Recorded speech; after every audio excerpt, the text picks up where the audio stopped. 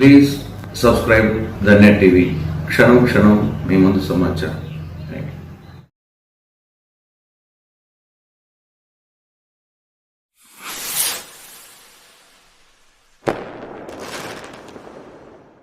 ఇప్పటి వరకు ప్రొద్దుటూరికి సంబంధించినటువంటి ఓటర్స్ ఎవరైతే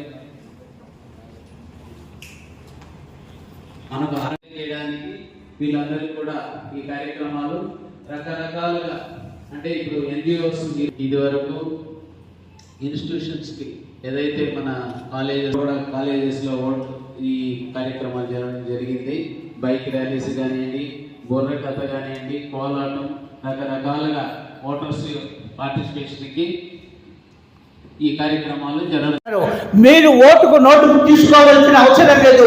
ఆ రోజు 2014లో 500 ఓట్లు తీసుకుంటే 1825 రోజులు, అంటే 5 ఏళ్లకు మీకు ఒక్క రోజుకు 27 పైసలు. 27 పైసలు పిచ్చికాళ్ళ గురుకాలు తెలుసుకుని సరే, మీరు 25 పైసలకు మీ ఓటును, మీ యొక్క అమూల్యమైన ఈ పవిత్రమైన ఓటును మీద అమ్ముకుంటారా అనేటువంటి భావాన్ని వాళ్ళు కలిగించడానికి అందరికీ ఒక జాగృతి ఇచ్చాం. ఆ విధంగా ఓటర్కు ఈనాడైనా కానీ 500 అంటే 2000 అయితే కానీ ఓటును మనం అమ్ముకోవద్దు. ఓటును అమ్ముకోవడం ద్వారా మన పవిత్రతను తల్లిని అమ్ముకున్నట్టు అవుతుందో ఆ విధంగా అవుతుంది. కాబట్టి ఓటును అమ్ముకోకుండా ప్రజలు స్వచ్ఛందంగా తమకు ఇష్టమైన నాయకుని, తమకు ఇష్టమైన పార్టీని తప్పకుండా ఓటు వేసి సంపూర్ణంగా, ముఖ్యంగా ఓటు నోటుకు చూసుకున్న వాళ్ళు 7 గంటలకే వస్తున్నారు. యువకులే ఈరోజు, లేకపోతే చదువుకున్న వాళ్ళే ఓటు వేయడానికి రావడం తగ్గుతుంది. కాబట్టి అలా ఉండకుండా ఈ ఎండలు ఉన్నాయి, ఎందుకు వచ్చేది అంత ప్రయాసపడి ఆ ఎండలో నిలబడుకు ఓటేస్తే మనకి ఏమొస్తుంది అని కాకుండా, ఓటు వస్తే దుర్మార్గులనే పాలకులకు అంతమందించడానికి మన చేతిలో ఉన్న ఒకే ఒక ఆశ్రమం ఈ యొక్క ఓటు. ఆ ఓటును ఒక వజ్రాయుధంగా వాడుకొని, ఒక బ్రహ్మాస్త్రంగా వాడుకొని ప్రతి ఒక్క ఓటరు తమ ఓటును వినియోగించుకోవాలి. అందుకు మనం ప్రజల్లో చైతన్యం తీసుకురావాల్సిన అవసరం ఉంది. అందుకు నాకు అవకాశం ఇచ్చినటువంటి నమస్కారం. ఇన్నర్వీల్ క్లబ్ నుంచి వచ్చాము. మాది మహిళా క్లబ్. ఇన్నర్వీల్ క్లబ్ అంటే రోటరీలోనే ఒక స్వచ్ఛంద సంస్థ మాది. లేడీస్ వింగ్ ఉంటుంది, దాన్ని ఇన్నర్వీల్ క్లబ్ అంటారు. నేను ఇన్నర్వీల్ క్లబ్ సెక్రటరీని. ఓటు అనేది చాలా పవిత్రమైంది. అలాంటి ఓటును మనం సద్వినియోగం చేసుకోవాలి. బలమైన మనము ఎన్నుకోవాలి అంటే మనం ఖచ్చితంగా ఓటు వేయడం, అందరికీ మనం కూడా అవగాహన కల్పించడం ముఖ్యమైన ఇది. మేము కూడా లాస్ట్ ఎలక్షన్స్ అప్పుడు కూడా ఓటుకు నోటు అనే దీంట్లో మేము కూడా కలపత్రాలు పంచడం జరిగింది. ప్లస్ ప్రతి ఇంటింటికి వెళ్ళి కూడా మేము అక్కడ అందరికీ అవేర్నెస్ జరగడం జరిగింది. కాలేజెస్కి వెళ్ళాము. కాలేజెస్లో కూడా చాలా 4-5-6 కాలేజెస్ వెళ్ళి అక్కడ కూడా పిల్లలకి అందరికీ ఓటు వేయడం, ఓటు గురించి పిల్లలకి అందరికీ అవగాహన కల్పించడం జరిగింది. అలాంటి ఓటుని మనం కూడా సద్వినియోగం చేసుకోవాలంటే, మన బలమైన నాయకుడిని ఎన్నుకోవాలంటే కంపల్సరీ ఓటు వేయాలి. ఓటు వేసి మనం ఓటు వేయడం కాదు, మనం ద్వారా మళ్ళీ ఒక 100 మంది ఓటర్స్ని మనం పంపించి ఓటు వేయడం జరిగింది. మా వార్డు వైజ్ కూడా మేము చాలామందికి అవేర్నెస్ తెలిపించి అందరినీ తీసుకెళ్ళి మేము ఓటు వేయించడం జరిగింది. ఇలాంటి ఓటుని మనము సద్వినియోగం చేసుకోవాలని కోరుకుంటూ సెలవు తీసుకుంటున్నాను. నేను కూడా ఇన్నర్వీల్ క్లబ్ మెంబర్ని. ముఖ్యంగా ఇక్కడికి నేను వచ్చిందైతే ఇప్పుడు ప్రస్తుతానికి ఏం జరుగుతుంది ఇక్కడ, ఏమి నేర్పిస్తారు అనుకుంటూ వచ్చినాను ఇక్కడికి. నాకు అవగాహన కోసమే ఫస్ట్ వచ్చింది. ఇక్కడికి వచ్చిన తర్వాత తెలుస్తుంది నోటా ఉంది, అవునవును కొన్ని ఉన్నాయి. కానీ ఒకటేమంటే గ్రామాలలో నిరక్షరాస్యత ఉన్నా కూడా అక్కడ నాయకులు ఏ ఒక్కరి ఓటును వదులుకోరు. ఓటర్ల సంఖ్య వాళ్ళకు తెలుస్తుంది, వాళ్ళందరినీ వాళ్ళే పిలుచుకుపోయి ప్రతి ఒక్కరిని ఓట్లు వేయిస్తారు.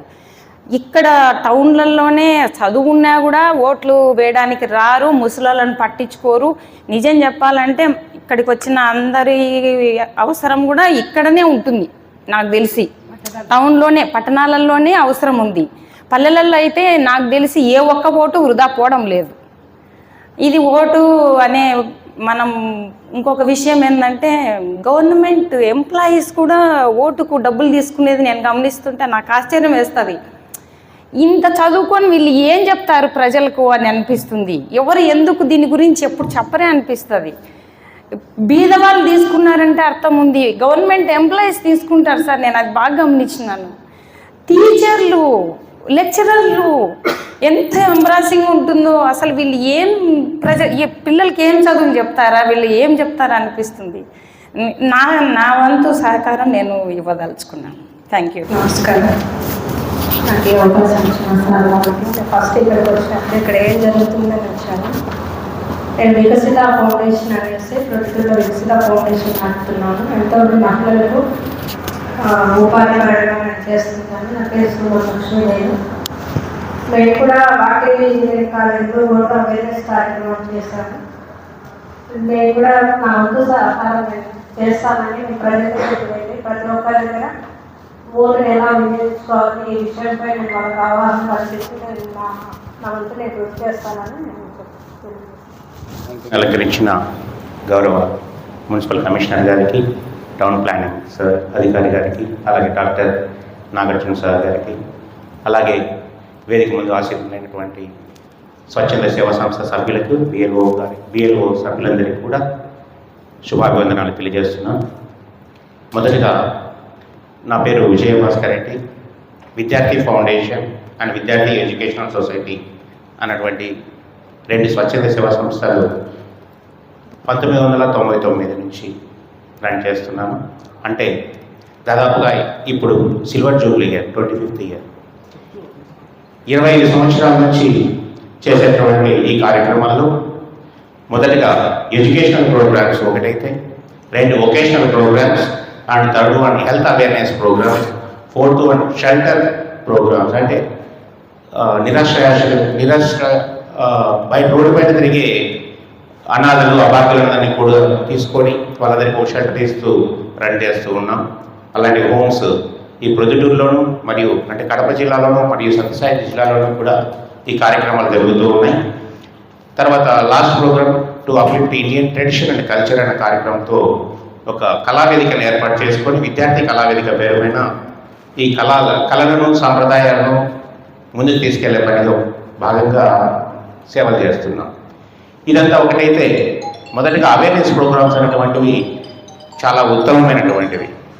ఆకలికి అన్నం అందించడం ఆ పూటకు తృప్తినిస్తుంది, ఆ జీవి బతకడానికి ఉపయోగపడుతుంది. కానీ ఈ అవేర్నెస్ అనేటువంటిది వాళ్ళపైన అవగాహన ఇవ్వగలిగితే సంపాదించుకోవడం కానీ లేదా తమ యొక్క వ్యక్తిత్వాన్ని అభివృద్ధి చేసుకోవడం కానీ చేయడం జరిగితే దాని ద్వారా వాళ్ళకు వచ్చేటువంటిది అంటే వారి ఆహారాన్ని వాళ్ళే సంపాదించుకోగలుగుతారు, సమాజంలో ఎలా బతకాలో తెలుసుకుంటారు, వాళ్ళ యొక్క కుటుంబాన్ని కూడా అభివృద్ధి చేసుకుంటారు. సో అవేర్నెస్ ప్రోగ్రామ్స్ అనేటువంటి మన యొక్క స్వచ్ఛంద సేవా సంస్థలు చేయాల్సినటువంటి ఉత్తమమైనటువంటి కార్యక్రమాలు. దీనికి ఇంతకుముందు ప్రీవియస్లో ఉన్నటువంటి కమిషనర్ గారు చాలామంది కూడా మన యొక్క స్వచ్ఛంద సేవా సంస్థలను గుర్తించి తగు తోడ్పాటు ఇస్తూ ఉన్నారు. అలాగే మనం చేయాల్సినటువంటి పనుల్లో భాగంగా ఈరోజు కార్యక్రమం ఓటింగ్. అసలు ఓటు అంటే ఏంటి, ఓటింగ్లో పాల్గొనాల్సిన అవసరం ఉందా అన్నటువంటి దాని గురించి మనం మాట్లాడుకోవాలి. దీనికోసం ముఖ్యంగా ఎన్జిఓస్ మిత్రులందరినీ కూడా ఇక్కడ ఇన్వైట్ చేయడానికి కారణం ఏంటంటే ఎటువంటి స్వలాపేక్ష లేకుండా సమాజం కోసం సేవ చేయడానికి మనమంతా ఉన్నాము అని గుర్తించడం. అలా గుర్తించినందుకు ప్రభుత్వానికి మొదటిగా ధన్యవాదాలు తెలియజేస్తూ దీంట్లో మన యొక్క పాత్ర గురించి కూడా మనం ఆలోచించాలి. ఓటుకు సంబంధించి ఓటు అందరూ హక్కు అనుకుంటారు, ఓకే అది కరెక్టే, కానీ హక్కు కంటే బాధ్యత అన్నటువంటిది మరోసారి తెలియజేసుకోవాలి. హక్కు వేరు, బాధ్యత వేరు. హక్కు అంటే నాకు కావాలి అన్నటువంటి దాంతో నిలబడి పోరాటం చేయడం. బాధ్యత అంటే దాని మనకు బాగు జరుగుతుంది. ఫ్యూచర్లో మన యొక్క సమాజాన్ని, మన యొక్క పట్టణాన్ని, మన యొక్క ఉన్నతి అంటే అభివృద్ధి దిశగా మనం తీసుకెళ్ళడానికి ఇది ఉపయోగపడుతుంది. ఈరోజు ఒక నాయకుడు నేను ఎమ్మెల్యేగా నిలబడతాను అంటాడు, ఎంపీగా నిలబడతాను అంటాడు. సో అందరూ ఓకే, మనకు వ్యక్తిగతంగా వారిపైన ఎటువంటి అభిప్రాయాలు ఉండొచ్చు. మీరు డబ్బు తీసుకుంటారా, డబ్బు తీసుకోరా, ఇవన్నీ పక్కన పెడతాం. అదొక టైప్ ఆఫ్ కాన్సెప్ట్, దాని గురించి మనం మాట్లాడాల్సిన అవసరం లేదు. అది ఇంకొక కాన్సెప్ట్. ఇప్పుడు మనం ఏంటంటే ఓటు వినియోగించుకోవాలి అనేటువంటిదే మనం తీసుకోవాల్సిన బాధ్యత. ఓటు ఎందుకు వినియోగించుకోవాలి? అసలు మనమే అంటాం, ఇంట్లో ఒక టీవీ కొన్నామంటే ఆ టీవీ కొన్నామా, ఈ టీవీ కొన్నామా, ఇలాంటి బాగుందని మనం అందరితో డిస్కస్ పెట్టుకుంటాం. ఒక 4 సభ్యులు ఉంటాయి. మనం డబ్బులు పెట్టి ఒక టీవీని ఎందుకు కొంటున్నాం? మన యొక్క సంతోషం కోసం, మన యొక్క ఎంటర్టైన్మెంట్ ప్రోగ్రామ్ కోసం. ఆ ప్రోగ్రామ్ని మనం చూడడం కోసం ఇలాంటిదైతే బాగుంటుందని ఖచ్చితంగా పట్టుబడి చెప్తున్నాం. అలాంటిది ఒక పట్టణంలో ఒక వ్యక్తిని ఎన్నుకున్నప్పుడు ఆ వ్యక్తి మన పట్టణానికి సరిపోయేవాడా కాదా, అది ఆలోచించవలసి ఉంది. వాళ్ళలో ఉన్నట్టు పాజిటివ్ థింగ్స్ ఉంటాయి, నెగిటివ్ ఉంటాయి, అన్నీ క్యాలిక్యులేట్ చేయాల్సిందే. మంచి ఉంటుంది, చెడు ఉంటుంది. ఆ మంచి చెడు ఎక్కడ ఉంటుందంటే నీలోనే ఉంటుంది. నీకు నచ్చితే మంచి అంటావు, నీకు నచ్చకపోతే చెడు అంటావు. నీకు వాళ్ళ వలన ఒక ఉపయోగం ఉంటే మంచి అంటావు, ఒక ఉపయోగం లేకపోతే చెడు అంటావు. ఇక్కడ వ్యక్తిగతంగా కాకుండా సామాజిక పరంగా ఎంతవరకు ఉన్నత స్థాయిలో ఉంటారనేది ఒకటైతే, తర్వాత వ్యక్తిగతంగా నీకు వరకు తీసుకోవాల్సింది. ఓకే, అది కూడా కాన్సెప్ట్ తీసుకుందాం. ఒకవేళ వ్యక్తులు 2 ఉన్నారు, 3 ఉన్నారు, వీళ్ళంతా పనికిరారు అని నీకు అనిపించింది. Okay, no problem. ఎందుకంటే అది వ్యక్తిగత అభిప్రాయం. ఆ అభిప్రాయం కూడా గౌరవించాల్సిన అవసరం ఉంది. దానికోసమే 2013లో నోటా అనేటువంటిది ఒకటి తీసుకున్నారు, గవర్నమెంట్ ఇంప్లిమెంట్ చేసేది. ఎందుకంటే నీకు నచ్చలేదు, నువ్వు వెళ్ళి అక్కడికి వెళ్ళి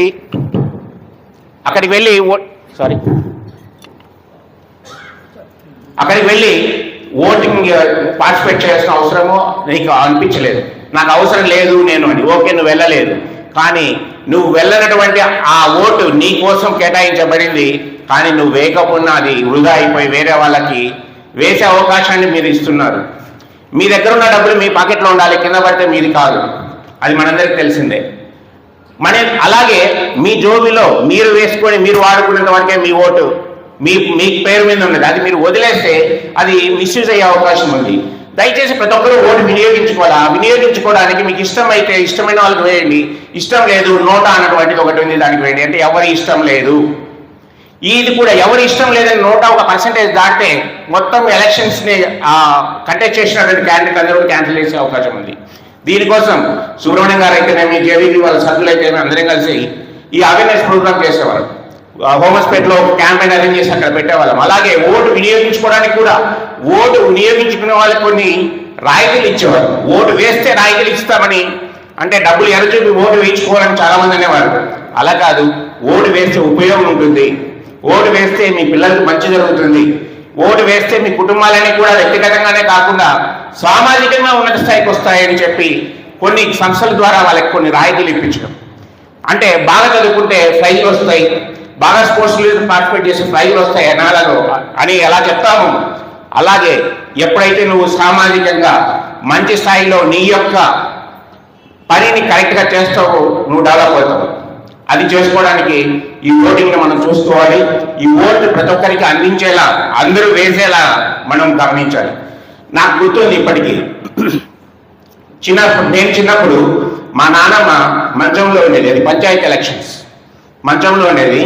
ఆ ఓటు లేదు, ఒక్కరు ఓటు వేయలేదని అక్కడికి వచ్చి ఆ మంచంలో ఉన్న ఆమెను అలాగే మంచంలో పట్టుకొని తీసుకెళ్ళి ఓటు వేయించుకున్నారు.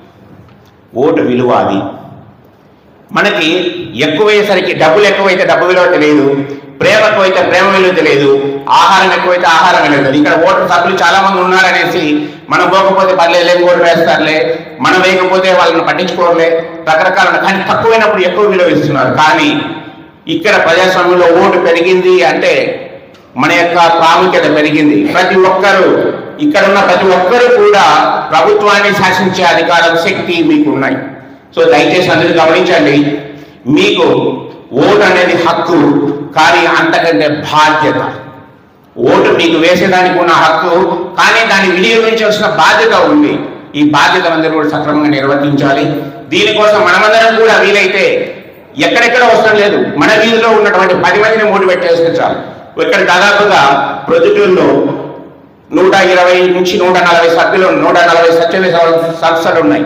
అది మన అందరికీ తెలిసిందే. కాకపోతే రికగ్నైజ్డ్ పాయింట్ ఆఫ్ వ్యూ తీసుకుంటే రిజిస్టర్డ్ సంస్థలు దాదాపుగా 74, 68 నుంచి 74 మధ్యలో.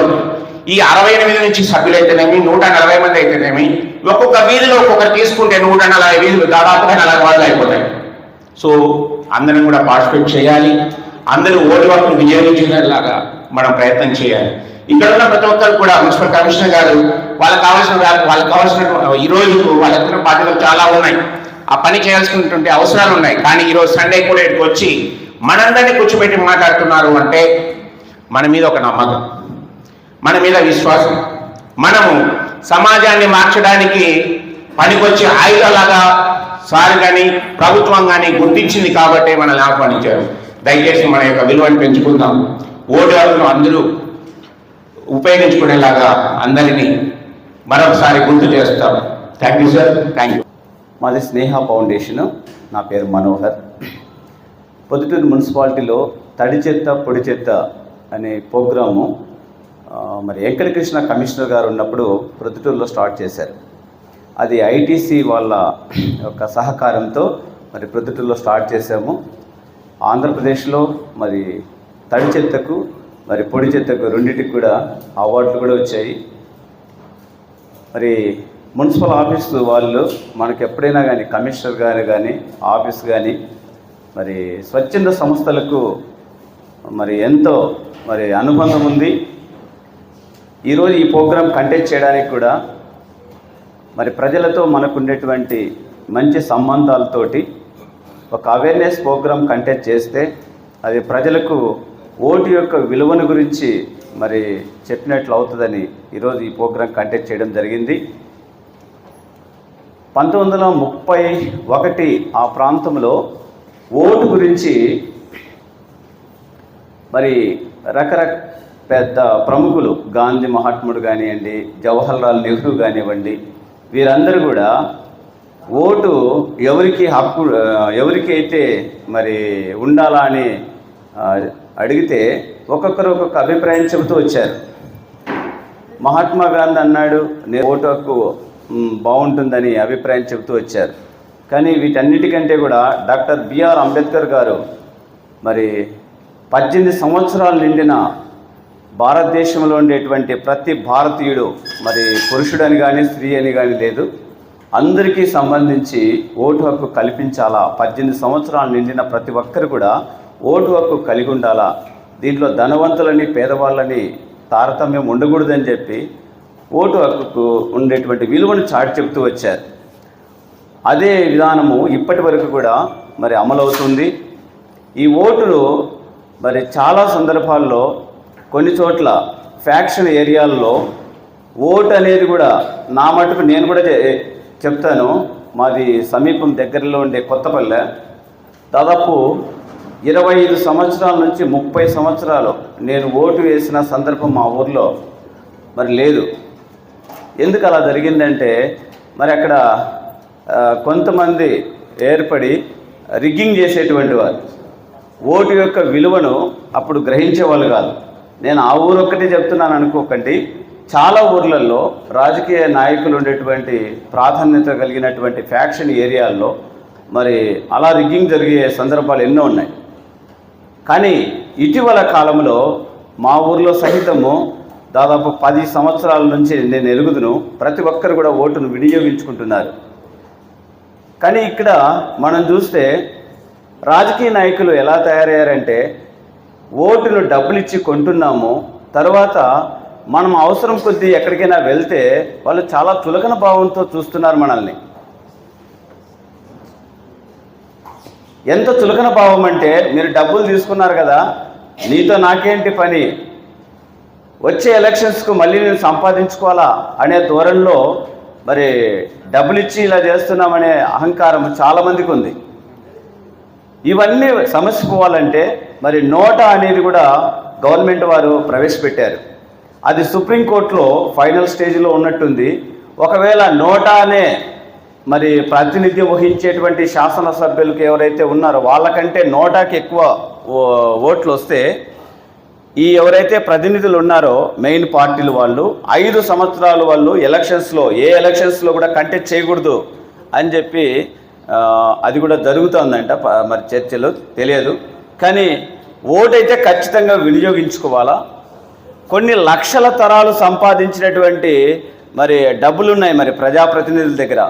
ఒక తరానికి కనీసం తినడానికి ఆహారము, కట్టడానికి వస్త్రము, ఉండడానికి నివాసం లేనటువంటి ఎంతోమంది ప్రొద్దుటూరులో ఉన్నారు.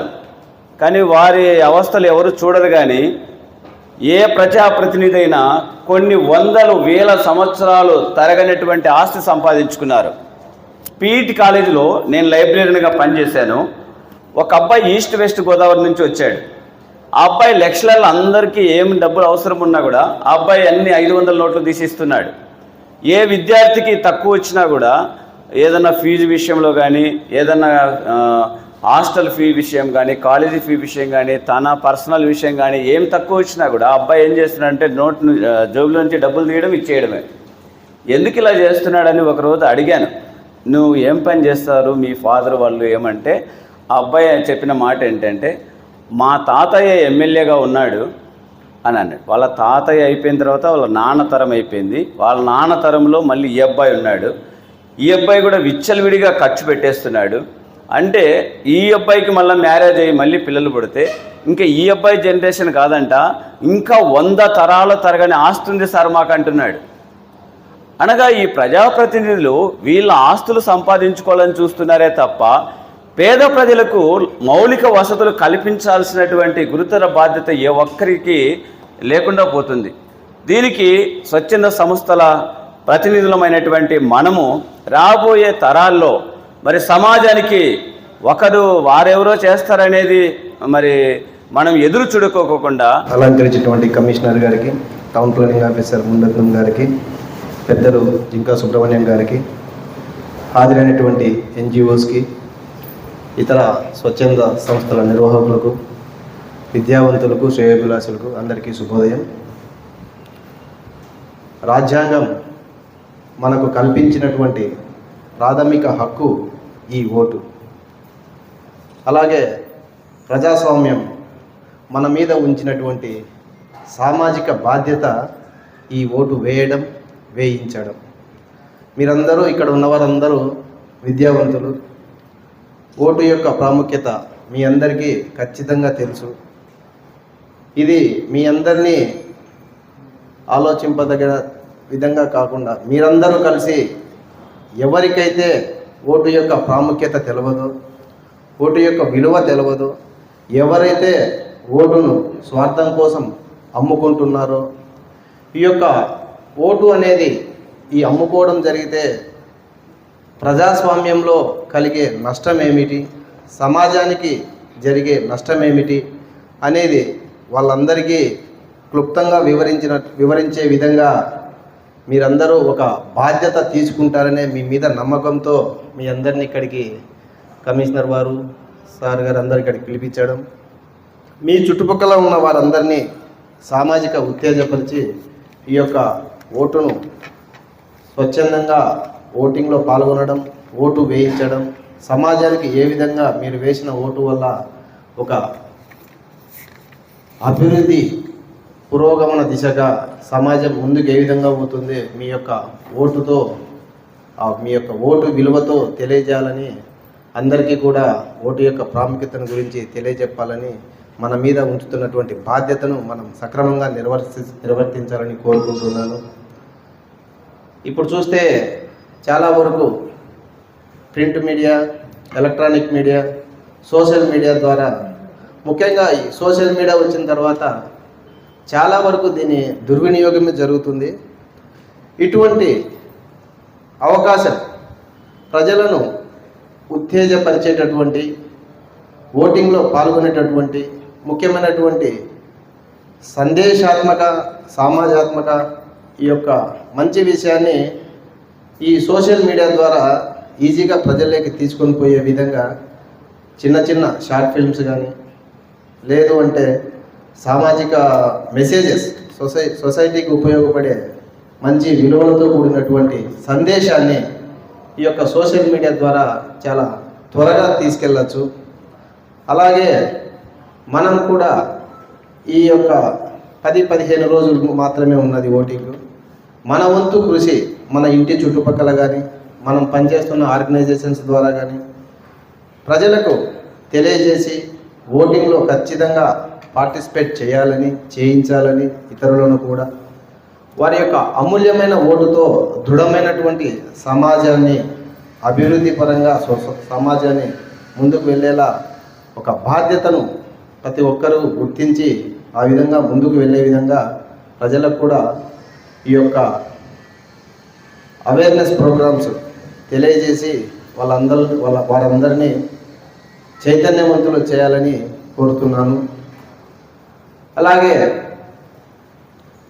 ఇప్పుడు చాలా వరకు ప్రతి ఒక్కరూ ఇండివిజువాలిటీ ప్రయారిటీ అనేది ప్రతి ఒక్కరికి డిపెండ్స్.